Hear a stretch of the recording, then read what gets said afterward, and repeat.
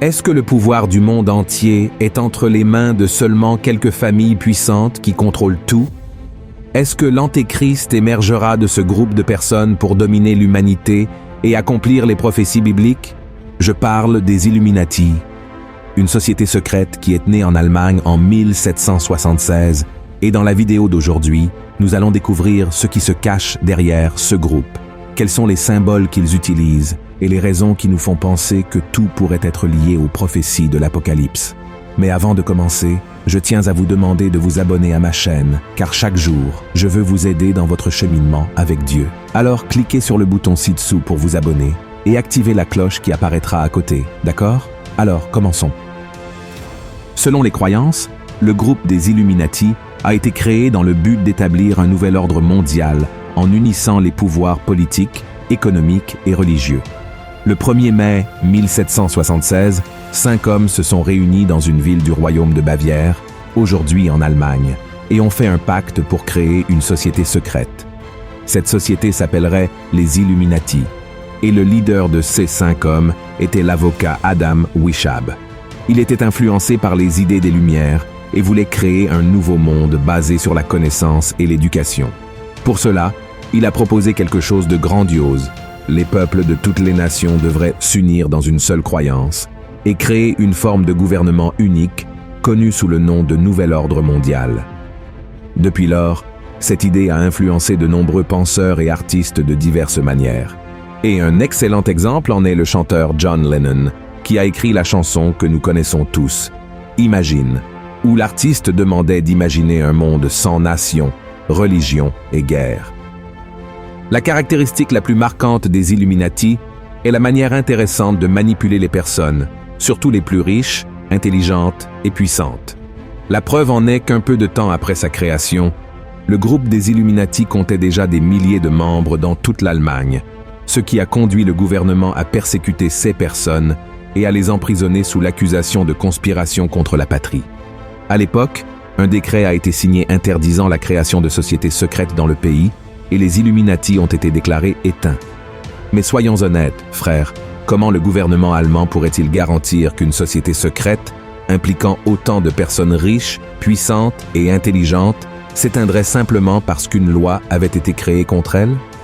Il est beaucoup plus facile de croire que ces groupes se sont encore étendus et sont aujourd'hui présents partout dans le monde, cherchant à accomplir leur objectif d'unifier le monde et de conquérir le contrôle absolu de la planète. Selon les personnes qui croient en l'existence de ce groupe secret, l'influence des Illuminati aux États-Unis a été si grande que plusieurs de leurs symboles sont imprimés sur le billet d'$1.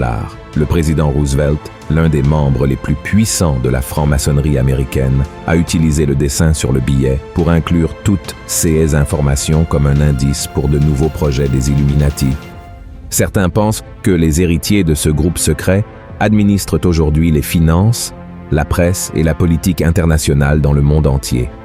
De plus, il existe certains symboles largement utilisés encore aujourd'hui qui seraient la preuve que les Illuminati existent et nous observent. Le premier symbole, la pyramide. Pour les Illuminati, la pyramide représente une hiérarchie. Sur le billet d'$1, par exemple, elle comporte 13 niveaux qui supposément représentent 13 lignées familiales qui contrôlent toujours l'humanité. Beaucoup croient que 99% de la population mondiale est dirigée par 1% qui détient toutes les formes d'information et de pouvoir. De plus, ces familles possèdent 70% de toute la richesse de la planète. Remarquez également que cette pyramide n'est pas complète, ce qui indique que la secte des Illuminati n'a pas encore atteint ses objectifs dans le monde, objectifs qui seraient réalisés avec l'avènement de l'Antéchrist et l'établissement du nouvel ordre mondial. La deuxième symbole, l'œil qui voit tout. C'est le symbole le plus étroitement lié au groupe secret des Illuminati, présent à de nombreux endroits et également sur les billets américains d'$1 qui portent l'inscription 1776, l'année de l'indépendance des États-Unis et, de manière coïncidente, l'année de la fondation des Illuminati. L'œil qui voit tout symbolise le grand architecte qui observe tous ces que nous faisons. Le troisième symbole, la flamme éternelle. La flamme est peut-être le symbole le plus fort des Illuminati, transmettant l'idée que les membres de ce groupe secret sont les véritables illuminés. Ce n'est pas par hasard que la statue de la liberté, créée par le franc-maçon Frédéric Bartholdi, porte une torche. Pour beaucoup, elle représente l'établissement du nouvel ordre mondial. Le quatrième symbole, la chouette. La chouette est généralement associée à la connaissance. Cela s'explique par le fait que la chouette était le symbole de Minerve, déesse de la sagesse. Les Illuminati, comme leur nom l'indique, se considèrent comme les plus éclairés et sages de la planète. Le cinquième symbole, l'obélisque. Dans les cultures païennes, les obélisques symbolisent le contrôle de l'autorité sur le peuple. Les Illuminati utilisent les obélisques pour représenter leur pouvoir incommensurable et gigantesque, plaçant des obélisques dans presque toutes les grandes villes du monde. Combien de fois avez-vous admiré un obélisque sans vous douter qu'il pourrait être un symbole de ce groupe? Le sixième symbole, le pentagramme. Le pentagramme inversé est connu pour son association à l'occulte et aux rituels sataniques. À l'origine, c'était un talisman contre les démons, mais aujourd'hui, il est considéré comme un symbole du mal, même utilisé par les satanistes.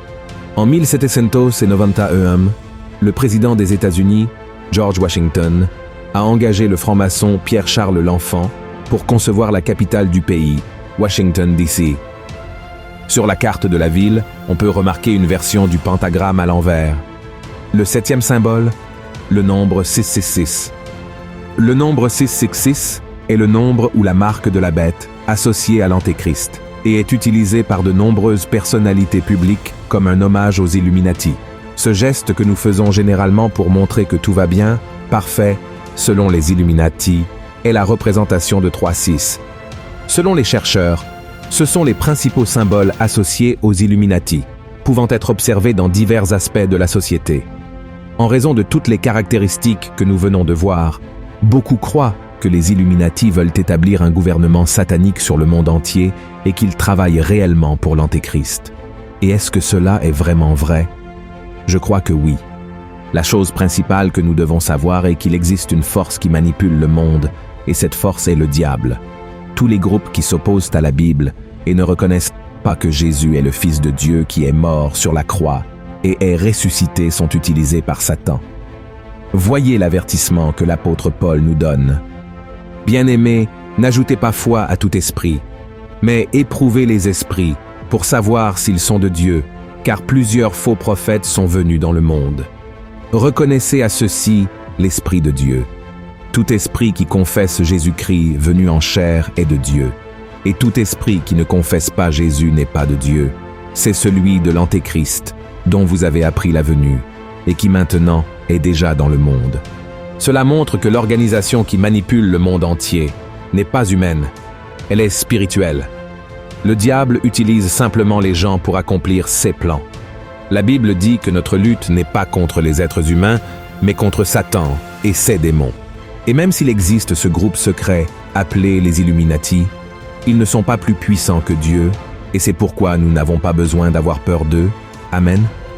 Je sais que nous pouvons nous sentir impuissants avec tant de nouvelles selon lesquelles le mal se propage dans le monde et que nous sommes manipulés par des organisations si puissantes, mais Jésus a clairement indiqué que le diable, le prince de ce monde, est déjà condamné.